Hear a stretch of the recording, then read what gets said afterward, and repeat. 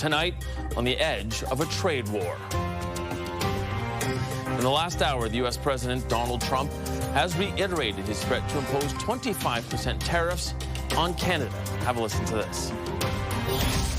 Mr. President, is there anything China, Canada, and Mexico can do tonight to forestall your implementation of tariffs tomorrow? No, nothing. Not right now, no. Not a negotiating tool? No, it's not. No, it's a pure economic. We have big deficits with, as you know, with all three of them. And in one case, they're sending massive amounts of fentanyl, killing hundreds of thousands of people a year with the fentanyl. And in the other two cases, they're making it possible for this poison to get in, number one. And number two, we have big deficits, and it's something we're doing. And we'll possibly very substantially increase it or not. We'll see how it is. But it's a lot of money coming to the United States. As you know, we have about a $200 billion deficit with Canada, getting close to $200 billion. They've treated us very unfairly. And I say, why should we be subsidizing Canada? It's wonderful. I have so many friends in Canada. It's a great place. Is there a concession but you're looking for, sir? No, we're not looking for a concession, and we'll just see what happens. That was U.S. President Donald Trump just about an hour ago from the Oval Office, promising that tariffs on Canada and all Canadian goods are coming tomorrow, February 1st. He told reporters that nothing can be done by Canada, Mexico, or China to prevent this from going forward. And that he also had something else to say about oil specifically. Have a listen here. Mr. President, will tomorrow's tariffs include oil?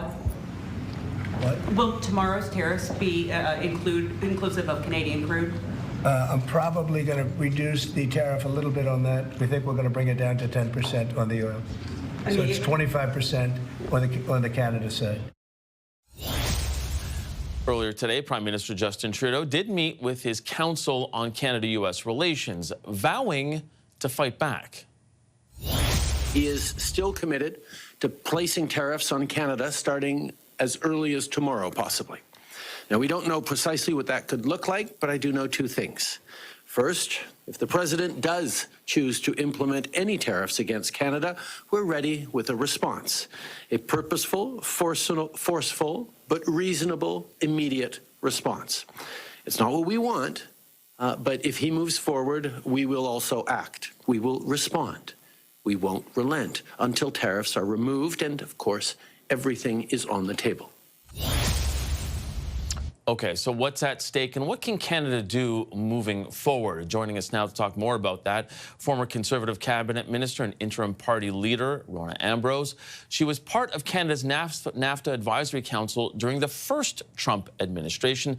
She's also the deputy chairwoman at TD Securities. Also, Wes Hall. He's the founder and chairman of Kingsdale Advisors and currently sits on that Council of Canada-U.S. Relations. It's the same council that you heard the Prime Minister addressing in that last clip. Thank you both for being here. Mr. Hall, for that reason, I'm going to start with you. Take me inside that meeting today. What is Canada doing to prepare for any kind of announcement that we may hear tomorrow confirming what we just saw in the Oval Office? Mike, thanks for having me. First of all, the Prime Minister was a lot more measured than what I just watched that tape in the White House office. As the Prime Minister consistently said, everything is on the table, and people keep asking that. What does that mean? It means that there are not a single item that we're not going to consider in terms of retaliating with respect to this unreasonable tariff that's put on Canada, a friend and an ally for over 100 years to the United States.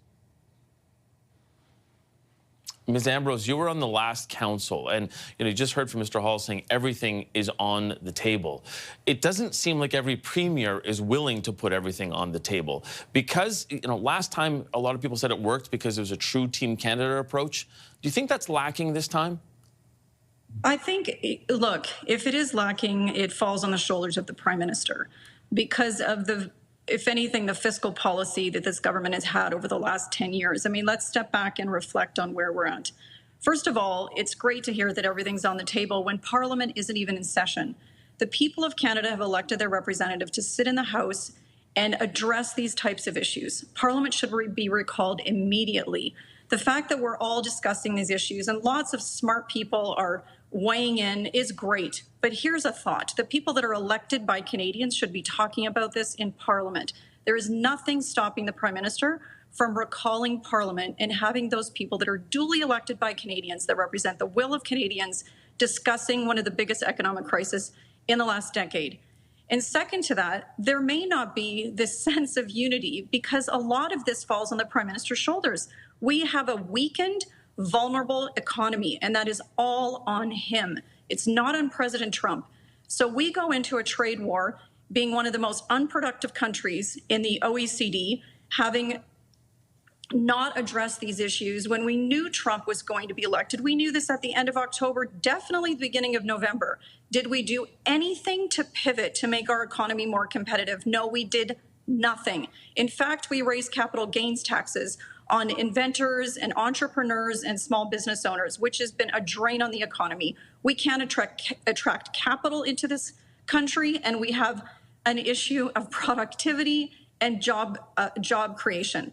And now we're facing a president, which we knew wanted to create the most competitive country in the world. And he's doing exactly that in a very bold fashion. So it's not just about how we retaliate. It's about how we get our own house in order. And how have we responded? We've done nothing to date.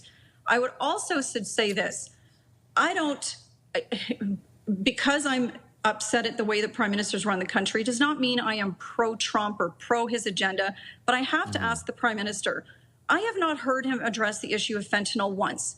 I don't know a lot about fentanyl. I do know that precursors were a problem even when we were in government a decade ago. They continue to be a problem coming in from China into Canada.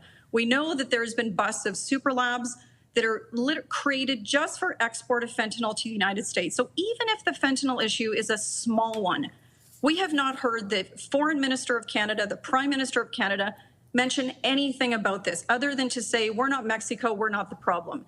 What if we're a tiny bit of the problem?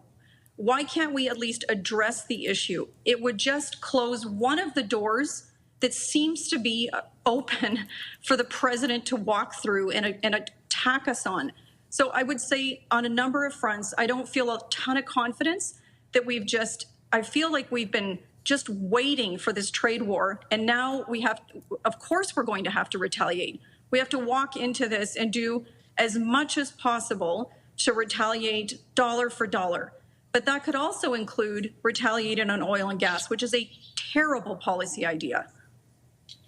Yeah, and Ms. Ambrose, from what we understand from the current government, what they have said, and some of the numbers that we saw, even from the Americans on their side, that it was only if this much, a few pounds of fentanyl that has been seized going over the border. And then the Canadian government has said, and they are supposed to be sending a video that Dominic LeBlanc has, that he was supposed to be texting it to Howard Lutnick, his one of the Treasury Secretary on the other, the Commerce Secretary on the other side of the border, showing that Canada has made these efforts. Do you think that has taken too long to happen, to show the efforts and to basically show our homework to them? Yeah, I think it's taken too long. I think these are issues that are common ground. These are issues Canadians also care about. It's not difficult to find support amongst Canadians to shut down precursors of fentanyl coming in from China. It's been an issue, was an issue with under our government at that time, and it's an issue today. Whether it's a small, medium, or big issue, it should be dealt with. And to completely consistently dismiss it as just, it's not us, it's Mexico, makes no sense to me. I give kudos to the government for doing something on border security, maybe too little too late, but definitely an improvement. But let's at least address the issues that the president raises consistently and constantly, at least just to close that door for Canadians to know that we've acted on those things. If there is other intentions that he's not making clear to us, okay, we'll address those when they come up. Perhaps he wants to move up the renegotiation of the USMCA, which obviously will be difficult for us, but at least we know what we're facing if that's the case. We'll find out in the next couple of days if that's what his true intention is. But to date, we're dealing with a president that is making his economy more competitive as every day goes by. And we, with our fiscal policy, make ours less competitive as every day goes by. Mike, let me say this. Mr. Hall, I wanted you to address that, especially when, in the past, you have said that some business leaders are reluctant to speak out because they're worried about appearing partisan. So do you think that changes from here on in? First of all, let me say this. I'm not here to argue the politics. I care nothing about the politics. Nothing at all. I'm here to talk about the people that work for me and my businesses and the impact that this will have on them. Let me also say this, that it doesn't matter who was sitting in the Prime Minister's office today, that we would still have this issue with Trump. Doesn't matter. It's not about the Prime Minister. It's not about his policies. It's about somebody who we negotiated a deal with that actually Rona was a part of, the USMCA, a negotiated contract that this individual decided that he's going to break the contract. That's it. That's what he's done. Now, there's 0.2% of the fentanyls crossing the Canadian border to the U.S. that has been seized. It's a very small amount, okay? It's not a big amount. Now, there's a lot of challenges that we have as trading partners, but those challenges, you can sit down and you can actually discuss them. But again, we did that because we negotiated the USMCA. We negotiated that deal with them.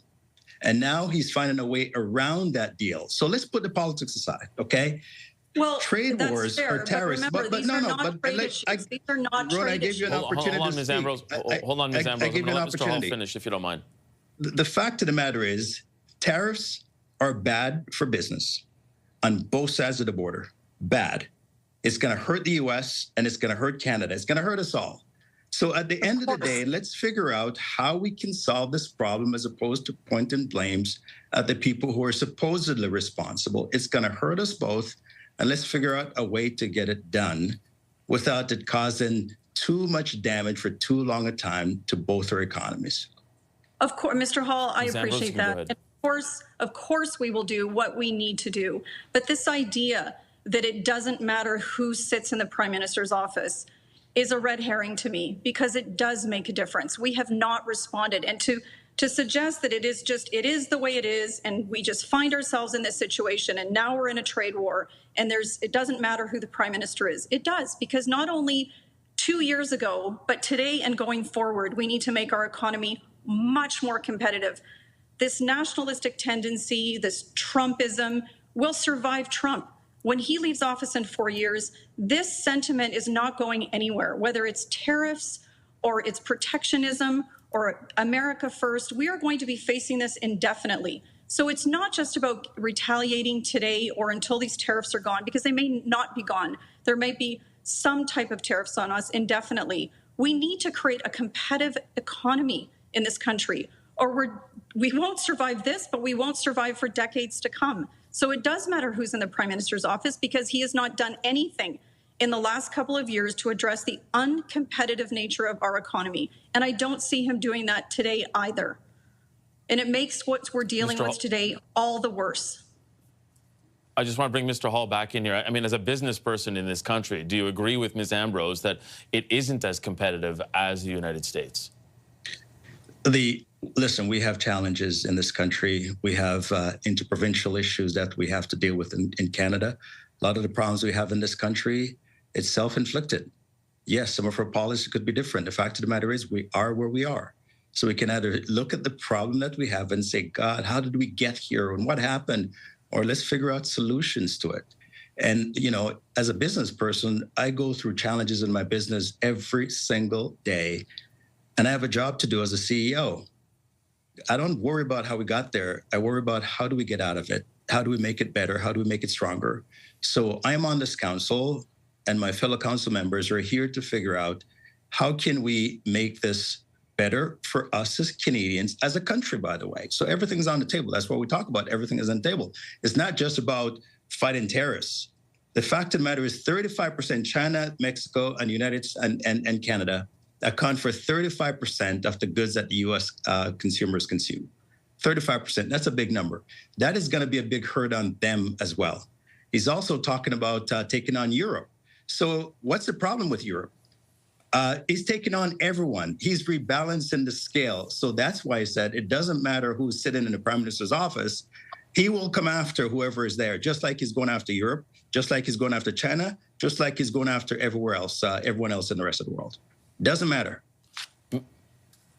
Ms. Ambrose, I've got about 30 seconds left. So I just want to sort of, for a moment, because we know he's not going to recall Parliament tomorrow, and we know we can't fight that sort of competitiveness and that issue that you have underlined and Mr. Hall has spoken about a little bit. So, and I think it's pretty clear that you're also not advising the Prime Minister at this point. But if you were, what would you do tomorrow if you had to advise him in steps forward in what Canada needs to do now, absent of recalling Parliament? Because I think we all agree that's off the table right now.